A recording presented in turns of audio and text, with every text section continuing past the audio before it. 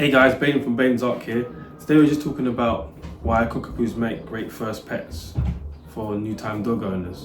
Basically, they're very loving pets and they're easy to control. So if you're like a first time dog owner, you don't really know exactly what you're doing with dogs. These dogs would allow you to understand them and for you to understand them in terms of they want all your attention. So you can't really go wrong.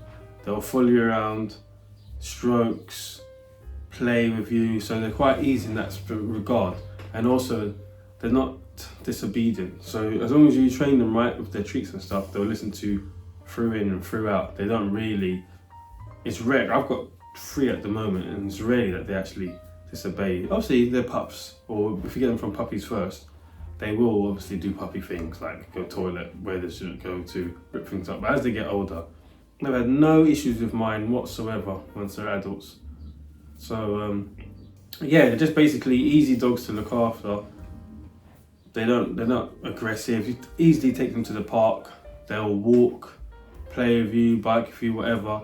Other dogs, you don't need to worry about dog aggression. They're really social dogs. So as they go to the park, like, hey mate, how are you? Oh, I'm fine, thank you. How are you? Yeah. That type of dogs they are. So basically, I'm sure you guys are aware, obviously, like Labradors and Golden Retrievers. They're basically that type of temperament, but a lot smaller. Also, what's good about the Cockapoos is that they're hyperallergenic. It's not that they don't molt, but they rarely molt because they get that from the poodle side, you see, which is really good for people with allergies. And especially if you do have allergies, I would say get the F1B, which is these ones. So F1B is when the Cockapoo is a Cockapoo and a toy poodle crossed together. So that makes it 3/4 poodle and a 1/4 Cocker Spaniel. That's where you get the F1B. Those are the best. They still kind of look like your normal F1 Cockapoos anyway, so sometimes you can't really tell, sometimes you can.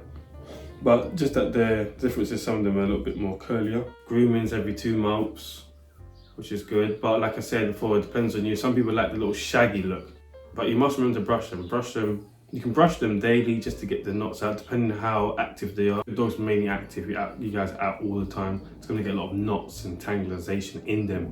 So it'd be good for you to just brush them daily. Just allow the fur to not get too tangled up, because obviously they do have curly coats. The feeding of them is really good as well, because they don't actually eat that much. I would say about your average sized dog like this, probably about £50 a month, depending on what you're feeding them, obviously.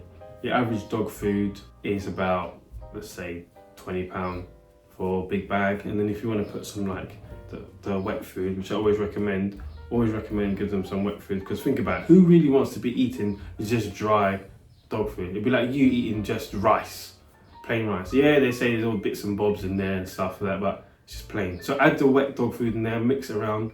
The dogs are lovely for it. Also, if you don't know what wet dog food to use, check out my channel. I've got dog food there, which are homemade dog food. You guys would like that as well. But yeah, they really are nice pets. Like this one's calm. Picked him up, calm. This is a female, by the way. Have 5 available, so DM me. But yeah, they're calm natured dogs. Really calm natured dogs. You don't have to worry about them biting you. Excellent with children, by the way. Children, excellent. I have many of my adoptees who come take the pups from me. All have children. They say, listen, the dogs absolutely love the children, play with the children, as if it was one of them. So that I can 100% guarantee excellent family pets. If you've got young kids, you do not need to worry about them having a nip or anything. It's not in them to have that. So that brings me on to the type of Cockapoos there are. So you have the ones from the span, especially the 50/50 F1, show line, and you have the working line ones. The show line ones are more calm or docile with a lot of fur. So when you cross that with the poodle, you are still going to get some sort of molting going on. Not too much, because they're not really like that. Compared to if you have the working line ones, which I have a working line spaniel. Yeah, the spaniels are active. They're really active dogs. We all know working spaniels, active dogs. However, they have a more thinner coat and they're less prone to molting.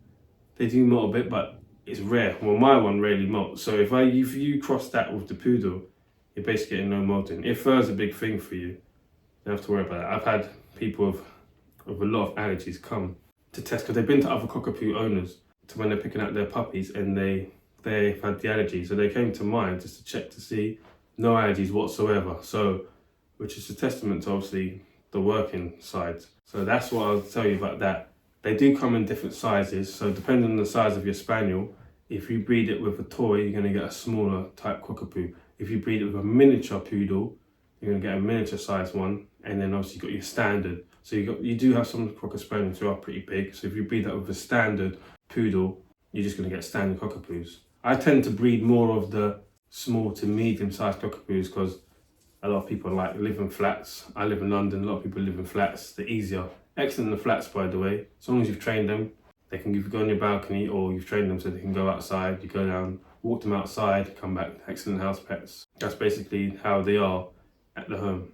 They are relatively healthy dogs, to be fair. I mean, I've had no issues with mine. Always make sure you get them from health-tested parents. So good pets, all in all. I'd recommend them, not because I breed them. I just recommend a good first pets. Quite smaller than your average Labrador and your Golden Retriever, so they're nice little small dogs. And like I said, for me, it's all about the molting and fur. Don't really like it. So yeah. So thanks, guys. I hope you guys enjoyed watching. That was just information on whether cockapoos make good first pets, and as you know, they do. Not because I said, but they do. I've got them, and you can also do your research as well. Don't just take my video for it. Have a look yourself. But yeah, thanks for watching, guys. If you want any questions about cockapoos or anything, don't hesitate to message me. Take care. Have a good day. Peace.